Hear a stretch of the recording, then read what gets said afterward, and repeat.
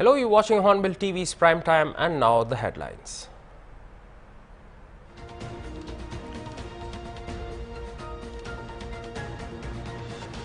Hamas is reportedly carrying out mass public executions in Gaza as it desperately seeks to maintain control over the Palestinian enclave, even as US President Donald Trump has vowed to disarm the group.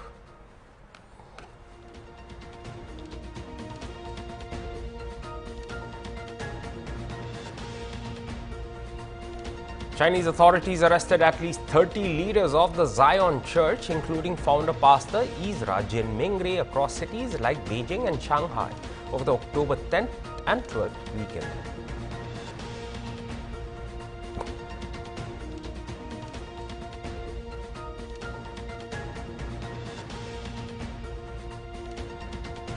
US President Donald Trump said that BRICS was an attack on the dollar and noted that countries that want to deal in dollars have an advantage over those that do not.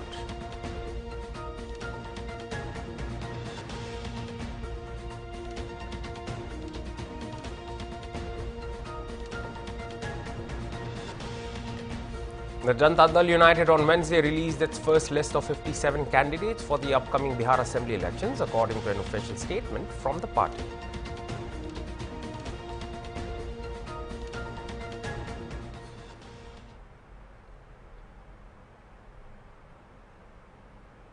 Now the news in detail. Hamas is reportedly carrying out mass public executions in Gaza as it desperately seeks to maintain control over the Palestinian enclave, even as US President Donald Trump has vowed to disarm the group. Videos of Hamas's barbaric reprisals have gone viral on social media as the group clashed with other armed Palestinian clans to retain control of the Gaza Strip after a US brokered truce with Israel. The footage, apparently from Monday evening, showed the street execution of 8 men whom the armed group branded collaborators and outlaws.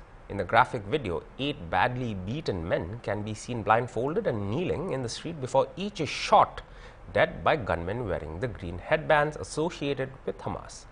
Without providing evidence, Hamas, in a statement, said the victims were criminals and collaborators with Israel. Following the IDF's withdrawal, Hamas has quickly looked to reassert its control over Gaza, targeting the clans or family-based armed groups that had gained strength during the conflict. As the Gaza ceasefire holds, Hamas security forces have returned to the streets, clashing with other armed groups, killing people they label gangsters in what is seen as the group's attempt to restore control where Israeli troops have withdrawn. In the north of the territory, the Hamas government's black mass armed police have resumed street patrols and after Israeli forces withdrew from Gaza City. The Hamas-run police have maintained a high degree of public security after the group seized power in Gaza 18 years ago, while also cracking down on dissent.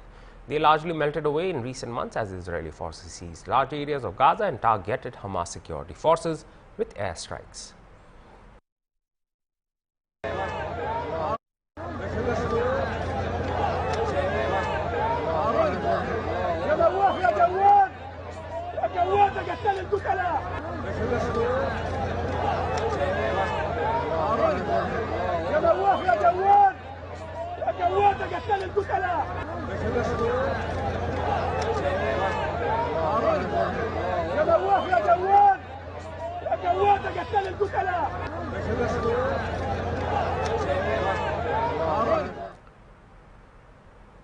In a major boost to Tripura's healthcare system, the state government has signed an MOU with AIIMS, New Delhi, to develop medical colleges and hospitals into centers of excellence in medical education and super specialty care.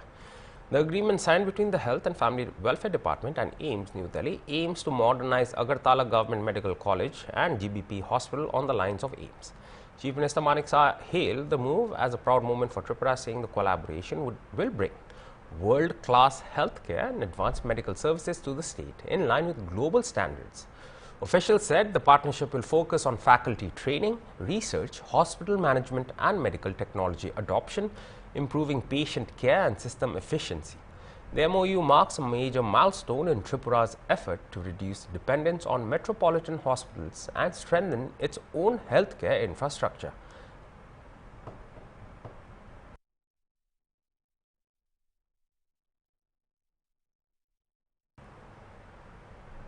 Tripura Chief Minister Manik Saha met Prime Minister Modi and Union Minister Ashwini Vaishnaw in New Delhi on Wednesday to discuss projects aimed at improving connectivity, welfare and infrastructure under the vision of Viksit Tripura, Viksit Bharat. During his meeting with the Prime Minister, Dr. Saha sought the inclusion of the resettled Bru-Riang community under NFSA, increase in wheat allocation under PDS and speedy double laning of railway tracks. He also requested the launch of a Vande Bharat Express between Agartala and Guwahati to strengthen northeast connectivity. The CM further urged an increase in the ceiling limit for externally aided projects, proposed 15 new Eklavya model residential schools for tribal students and called for an Agar board and research center to boost the Agar wood sector. He also discussed the sustainable development of the Unakoti heritage site as a major cultural and tourism hub. In his meeting with Ashwini Vaishnaw, Dr. Saha reviewed railway electrification, upgraded coaches and stations and digital initiatives, including the Tripura Film and Television Institute's new building, a film city, improved call center systems and a cyber security hub. Dr. Saha said the discussions reflected the centre's strong commitment to Tripura's inclusive growth and modernization.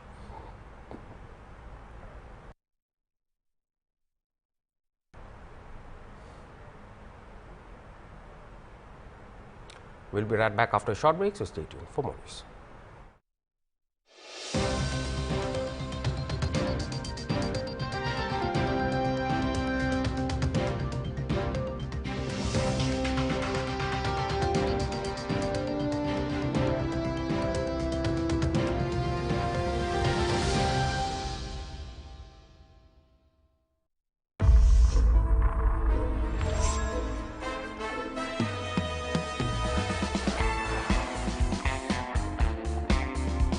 My name is King. Dhalai King. Concrete का असली King.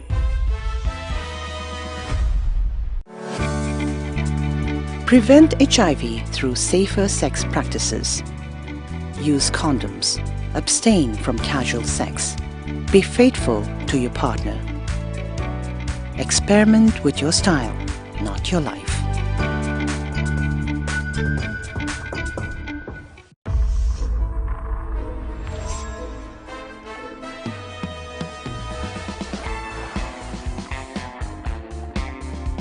My name is King.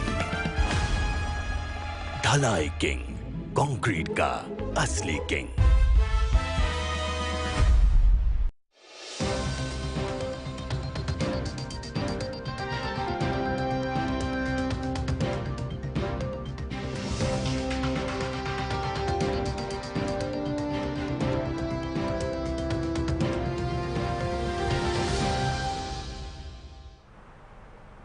Welcome back.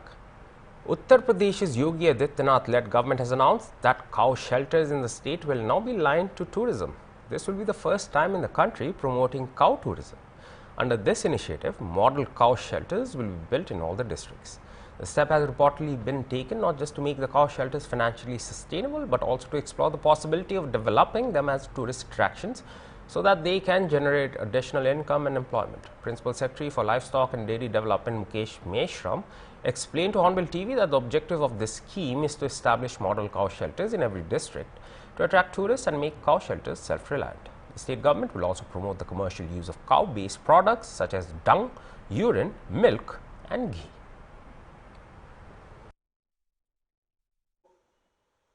गौशालाओं को आत्मनिर्भर बनाने और tourism से जोड़ने के लिए योगी सरकार ने एक नई पहल शुरू करी है, जिसके तहत उत्तर प्रदेश की सभी जनपदों में एक आदर्श गौशाला बनाई जाएगी। और किस तरीके का रोड मैप तैयार किया गया और किस खाके पर सरकार काम करेगी, इन तमाम जानकारी के लिए मेरे साथ में मौजूद हैं प्रमुख सचिव पशुधन विभाग के मुकेश मेश्राम जी। सर, किस तरीके की योजना है, क्योंकि अभी तक किसी भी स्टेट में ऐसा नहीं सामने आया है कि गौशालाओं को लेकर के पर्यटन से जोड़ा जाएगा, लेकिन योगी सरकार ने एक नई पहल करी है। हमारे यहाँ पे बहुत सारी गौशालाएं हैं और फार्म्स भी हैं, गौ प्रक्षेत्र जो है, जहाँ पर विभिन्न प्रकार की गतिविधियाँ होती है और ये अच्छी खासी बड़े एरिया में भी है।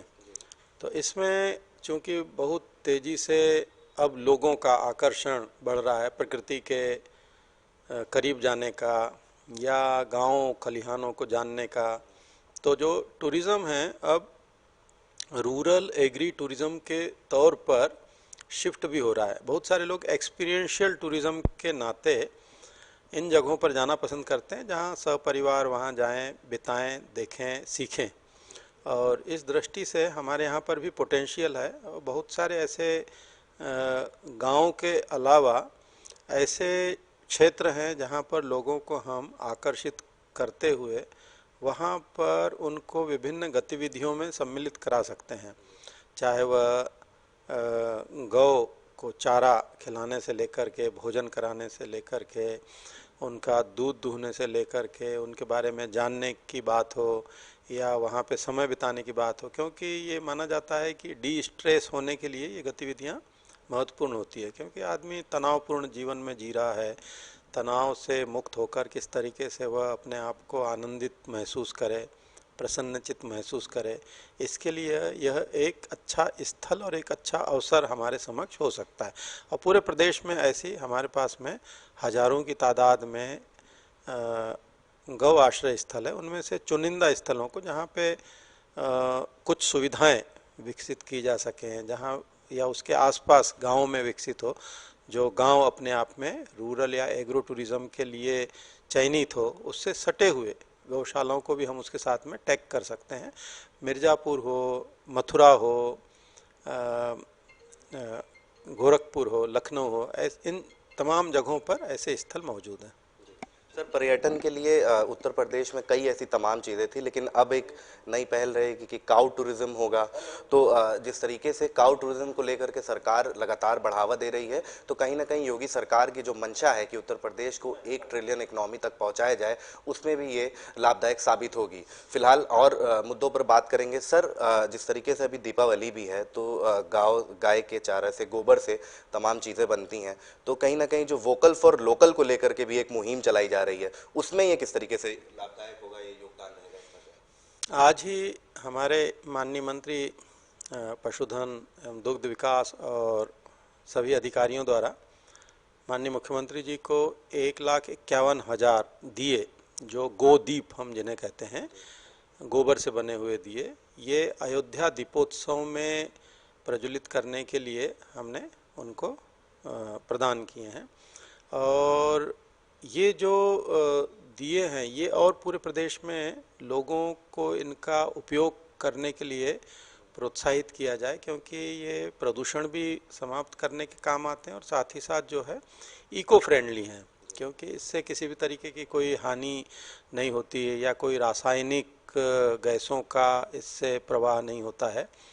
और साथ ही साथ जो मूर्तियाँ भी हैं, है ना, गणेश जी की, लक्ष्मी जी की मूर्तियां हैं जिनकी पूजा की जाती है, उसके लिए भी हम लोगों ने ऐसे बनाए हैं। साथ ही साथ जो है मोक्ष दंडी का, जिसे हम कहते हैं, क्योंकि क्या होता है कि जो वैकुंठ धाम में बहुत ज़्यादा लकड़ी लोग जलाते हैं, लकड़ी के साथ में यदि गोबर से बने हुए जो बड़े लट्ठे हैं उनका इस्तेमाल करें तो लकड़ी की खपत में भी कमी आएगी, और साथ ही साथ जो है जो बहुत सारे ऐसे गो आश्रय स्थल हैं उनको भी आय वृद्धि के लिए एक सहारा मिल सकेगा।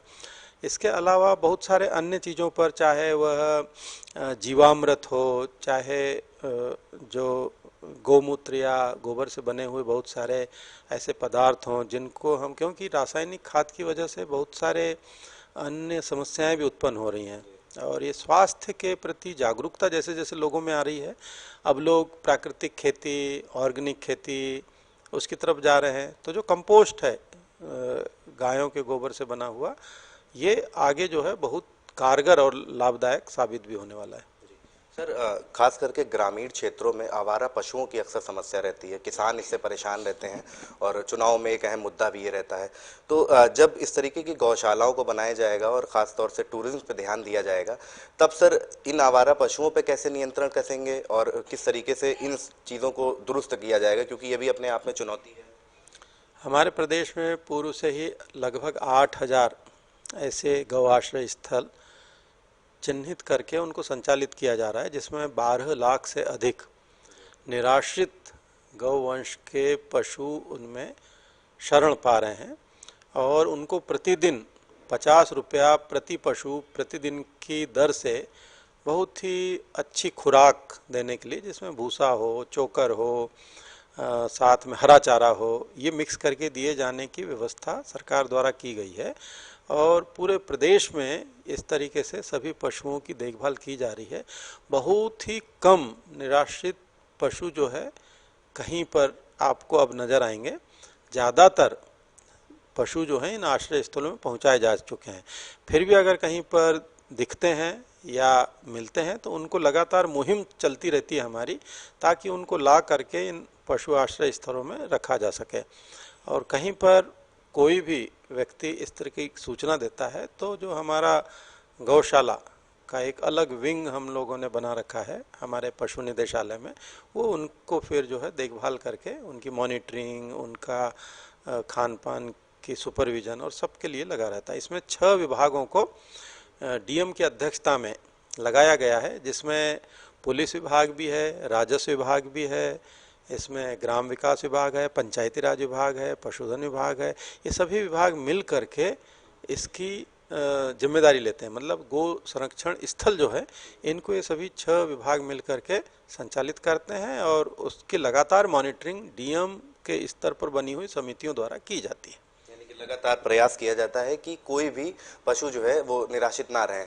तो मुकेश मुशराम सर थे जिन्होंने साफ तौर से बताया है कि किस तरीके से योगी सरकार ये पहल कर रही है और उत्तर प्रदेश को काउ टूरिज्म से जोड़ने के लिए लगातार काम कर रही है। साथ ही साथ इन्होंने बताया कि किस तरीके से जो निराश्रित पशु हैं, खास करके उन लोगों के लिए गौशालाएं बनाई गई हैं जिनको 50 रुपए प्रतिदिन के हिसाब से उनको दिया जा रहा है, यानी कि 1500 रुपए एक महीने में एक गाय की देखरेख के लिए दिया जा रहा है। तो लगातार लोग इससे जुड़ रहे हैं। अब देखना होगा कि किस तरीके से सरकार इस मुहिम को पूरा कर पाती है। वीडियो जर्नलिस्ट विजय के साथ Ashar Asrar, hornbill TV, Lucknow. The Janata Dal United on Wednesday released its first list of 57 candidates for the upcoming Bihar Assembly elections, according to an official statement from the party. According to the release, the list of candidates for Janata Dal United in the first phase of the Bihar Legislative Assembly elections 2025 has been approved by the party's national president, Nitish Kumar. The party approved JDU State Chief Umesh Kushwaha for the Mahanar, Minister for Rural Development of Bihar, Shravan Kumar for Nalanda, Sunil Kumar for Bhore SC, among others, for the Bihar Assembly elections. Meanwhile, the BJP released its first list of 71 candidates and Jan Suraj releases another 65 candidates. The polling for the 243-seat assembly is scheduled to be held on November 6th and November 11th, with counting set for November 14th.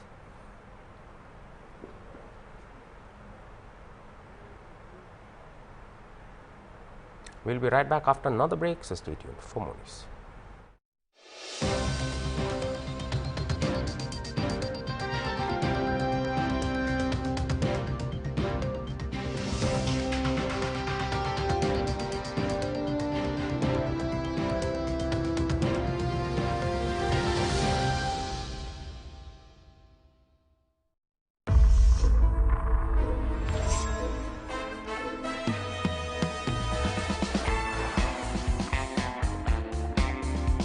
My name is King.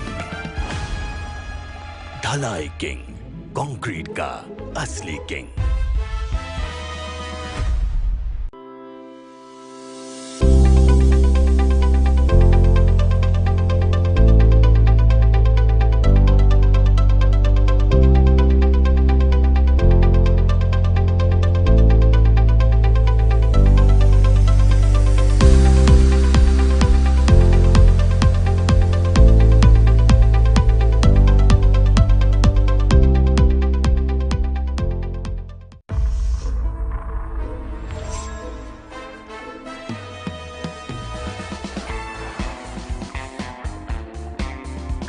My name is King. ढलाई king, concrete का असली king.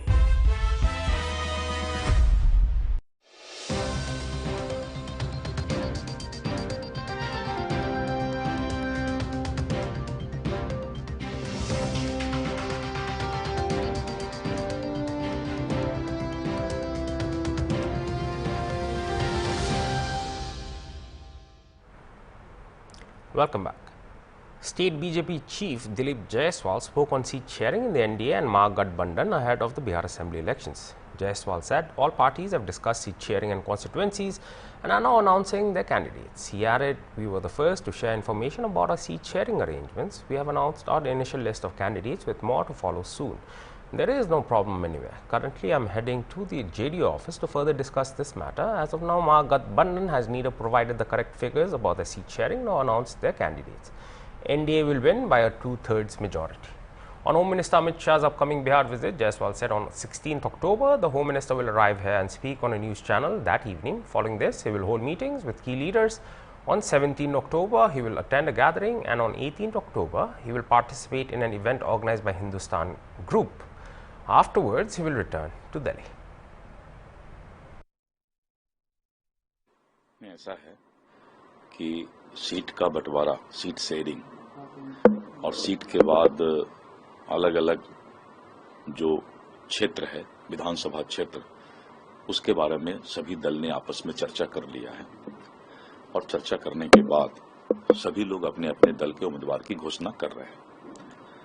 और कल धर्मेंद्र प्रधान जी ने भी कहा था इस बात को कि अगर 1-2 सीट में जिसमें कि आपसी सहमति बनानी है, तो जहां 242 सीट में बन गया, तो एक सीट में भी आपसी सहमति जो है वो लोग रात में ही कर लिए हैं और कहीं कोई दिक्कत नहीं है, क्योंकि हमने सबसे पहले सीट शेयरिंग का सूचना आप लोगों को दिया कि हमारे एनडीए गठबंधन में सीट शेयरिंग हो गया और आप देख रहे हैं कि हम लोगों ने उम्मीदवार की सूची भी जारी कर दी है और जो बचा हुआ उम्मीदवार का सूची है वो भी जारी होगा।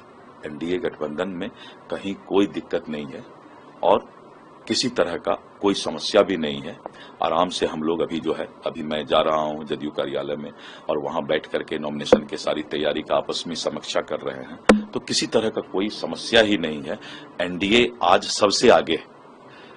अभी तक महागठबंधन ने सीट शेयरिंग का सही फिगर भी लोगों को नहीं दिया है और दूसरा कि उन्होंने अभी तक उम्मीदवार का घोषणा भी नहीं किया है। वहीं पर एनडीए सबसे आगे है और एनडीए 2/3 से ज्यादा बहुमत से सरकार बनाने जा रही है। सर, उपेंद्र कुशवाहा नाराज है क्या? पहले कह रहे हैं नॉट ऑल इज वेल, फिर सुबह सुबह दिल्ली। उपेंद्र कुशवाहा जी का सारा मामला हल हो चुका है और अब वो कहीं किसी तरह का कोई समस्या नहीं है। सर, ग्रैंड अलायंस में नहीं, मैंने कहा को 16 अक्टूबर को गृह मंत्री जी आ रहे हैं, उनका न्यूज चैनल के साथ वार्ता है 16 के शाम में और उसके बाद प्रमुख नेताओं के साथ वो बैठक करेंगे। 17 तारीख को उनकी एक सभा होगी और 18 तारीख को फिर हिंदुस्तान पत्रिका का कोई उनका कार्यक्रम है और उसके बाद फिर वो दिल्ली जाएंगे। बाकी के बचे 30 सीटों का सर उम्मीदवार तैयार है। And that was all for this hour's bulletin. For more news and updates, stay tuned to Hornbill TV. Goodbye.